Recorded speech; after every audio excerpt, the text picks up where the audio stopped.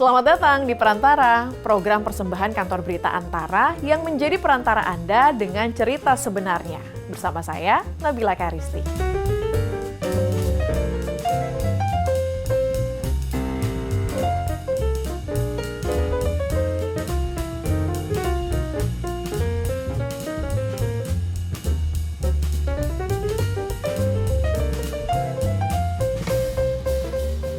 Kementerian Kesehatan dan Badan Pengawas Obat dan Makanan atau BPOM resmi mengeluarkan pelabelan Nutri-Level pada produk minuman kemasan guna mengontrol konsumsi gula di masyarakat. Menteri Kesehatan Budi Gunadisadikin menegaskan langkah ini diambil untuk menekan angka kasus penyakit kronis pada usia produktif akibat konsumsi gula berlebih, yang diprediksi dapat memicu lonjakan kasus gagal ginjal di masa depan.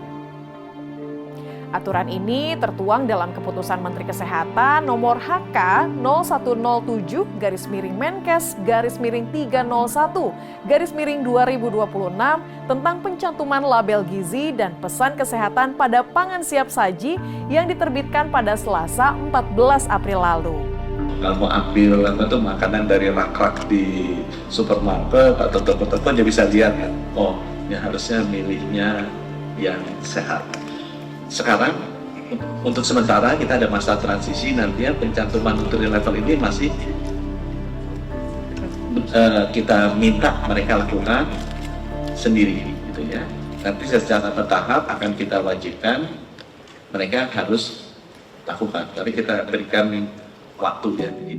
Lalu seberapa besar dampak konsumsi gula di masyarakat hingga pemerintah mengeluarkan aturan ini?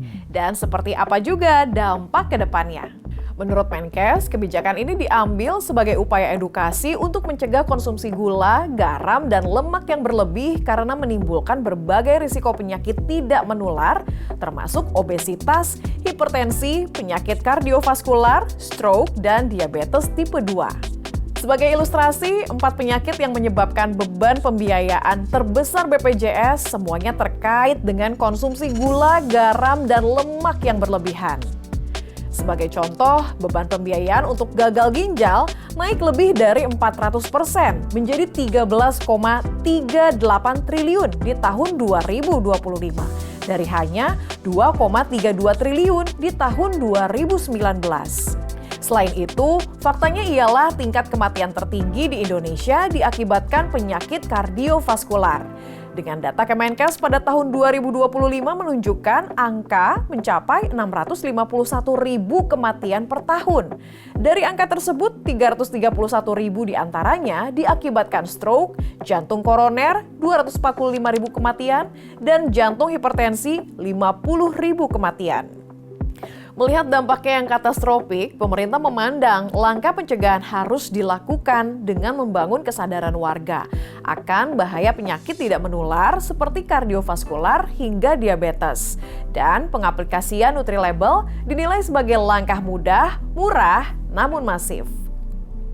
Pemerintah sendiri merekomendasikan konsumsi gula sebaiknya di bawah 50 gram atau setara 4 sendok makan per hari. Garam tidak lebih dari 2.000 mg atau setara 1 sendok teh per hari. Dan konsumsi lemak trans tidak lebih dari 67 gram per hari atau setara dengan 5 sendok makan. Standar konsumsi tersebut dapat lebih mudah dipaparkan terhadap masyarakat melalui penggunaan Nutri-Level yang dipasang di beragam makanan minuman kemasan. Pengaplikasian Nutri-Level juga harus keren. Hal ini berangkat dari paradigma hidup sehat tidak bisa dipaksakan dengan doktrin konvensional, namun harus menjadi gaya hidup agar bisa diikuti dan dinikmati banyak orang. Misalnya saja seperti lari nih pemirsa, jika kita mengajak orang untuk jogging agar badan sehat dan bugar akan lebih sulit untuk diikuti. Namun orang akan berbondong-bondong untuk lari dengan sukarela jika berada di Car Free Day atau CFD. Nah, Nutri-Level ini dirancang dengan 4 kategori ya pemirsa, dimulai dari level A yang paling sehat hingga level D yang memiliki risiko tertinggi jika dikonsumsi secara rutin. Huruf A dengan warna hijau tua pada label gizi menunjukkan produk dengan kandungan gula, garam, dan lemak paling rendah dibanding level lainnya. Pada level ini, makanan atau minuman tidak mengandung pemanis buatan. Setingkat di atasnya, label dengan huruf B dan warna hijau muda menunjukkan kandungan GGL lebih rendah dengan kandungan gula alami atau tambahan secara sederhana. Huruf C berwarna kuning mengindikasikan kandungan GGL yang lebih tinggi dibanding level A dan B dan mengandung pemanis tambahan baik alami dan juga buatan. Hal ini menandakan produk tersebut perlu dikonsumsi dengan bijak. Jika pemirsa melihat produk dengan label huruf D dan berwarna merah, itu menandakan produk tersebut memiliki kandungan GGL paling tinggi.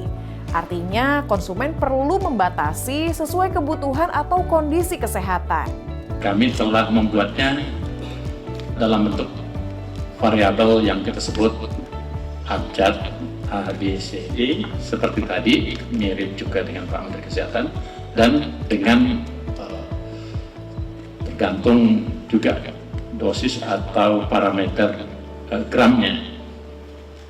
Kalau yang rendah dan sehat A, berarti hijau tua. Pemirsa, itu dia perantara untuk episode kali ini. Anda bisa menyaksikan tayangan ini di saluran UC TV, kanal YouTube Antara TV Indonesia, dan antaranews.com. Terima kasih telah menyaksikan. Saya Nabila Karisti pamit undur diri. Sampai jumpa.